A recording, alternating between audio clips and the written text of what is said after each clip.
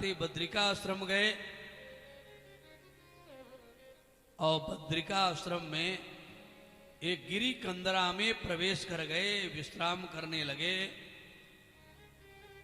युद्ध से श्रमित थे। कुछ समय विश्राम करने के बाद भगवान विष्णु के मन से उस शक्ति का प्राकट हुआ। गुफा के बाहर निकलकर देखी, सामने असीमित सैन्य बल लेकर युद्ध के लिए उद्यत कोई राक्षस आ रहा है। एक बार ऐसे हाथ घुमाई या दिव्य चक्षु से देखी, दोनों शास्त्रों में पुराणों में है, दृष्टि मात्र से ही समग्र सैन्य बल सहित मुर नामक दैत्य जलकर राख हो गया, शमन हो गया। वो शक्ति आकर भगवान विष्णु के सामने हाथ जोड़कर खड़ी हो गई। भगवान, अब मेरे लिए क्या आज्ञा है? भगवान विष्णु ने कहा, देवी, मेरे मन से तुम्हारा प्रकट हुआ है, उत्पत्ति हुई है। मन शरीर के 11वां अंश है, पंच ज्ञानेन्द्रिय और पंच कर्मेंद्रिय। इन 10 से परे मन है 11वां अंश।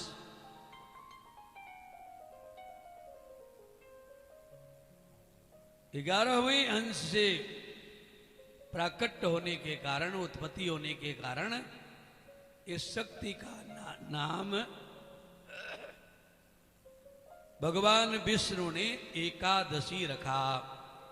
बोलिए एकादशी महारानी की। इस प्रकार से एक महीने में 2 एकादशी होती है और अधिक मास की एकादशी जुड़ जाए तो 26 होती है, तीसरे वर्ष एक अधिक मास। ये क्रम चलता रहा।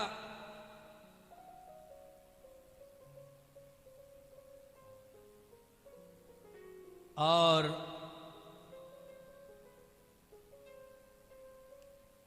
भगवान ने आश्वस्त कर दिया एकादशी महारानी को कि जाओ, आज ही तेरा जन्म हुआ है। निर्मल हो, पवित्र हो, सरल हो, सहज हो, समग्र विकारों से रहित तुम हो। इस प्रकार से जो समग्र विकारों से रहित होकर रहकर सात्विक चिंतन मेरा जो करेगा उसको मैं अपने लोक में अधिकार दूंगा, अपने लोक में निवास दूंगा। और इसी समय तुम्हारा आरक्षित निवास स्थल है, मेरे लोक में जाके निवास करो। ये एकादशी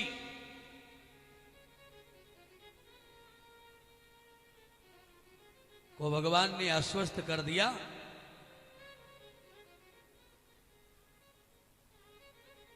एकादशी का अनंत महात्मा है महाराज। महाराजा अम्बरीश की कथा आती है।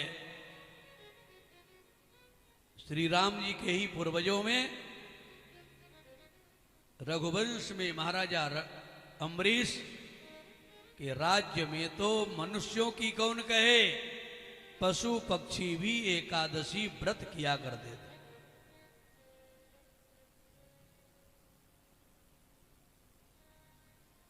एकादशी को अन्न पान करने का शास्त्रों में बड़ा दोष बतलाया गया है।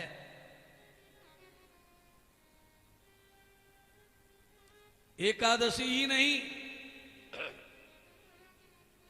महाभारत में लिखा हुआ है 6 अवसरों पर अन्न पान करने वाला प्राणी नरकगामी होता है।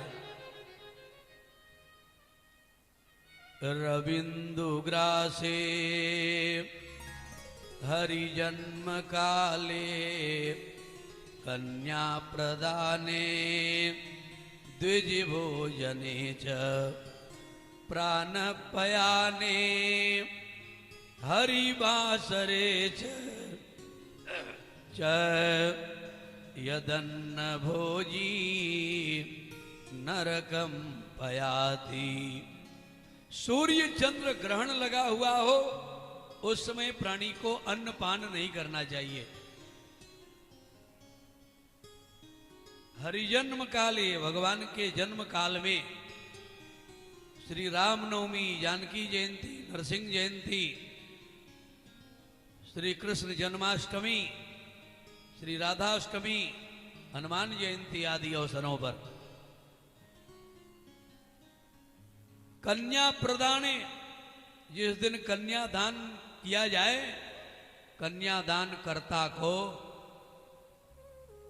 ये कार्यक्रम संपादित जब तक न हो तब तक अन्न पान नहीं करना चाहिए।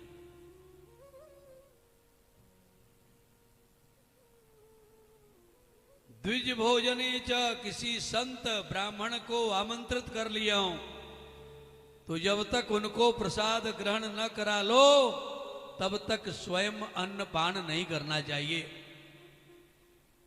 प्राणपयाने, मृतक शरीर घर में पड़ी हुई हो उस समय प्राणी को अन्न पान नहीं करना चाहिए। और छठवां एकादशी को हरिवासरे च, इन 6 अवसरों पर अन्न पान करने वाला प्राणी यदन्न भोजी नरकम पयाति, नरकगामी होता है प्राणी।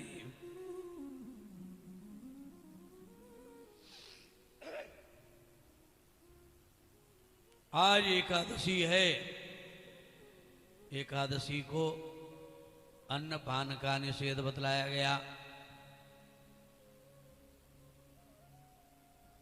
और भगवान का जो स्मरण करता है, भगवान विष्णु का चिंतन करता है निर्मल मन से, वो कृतकृत्य हो जाता है। बहुत सी व्याख्याएं हैं। एकादशी महारानी के संदर्भ में भी विभिन्न कथाओं से संपादित सभी ग्रंथों में चर्चाएं हैं।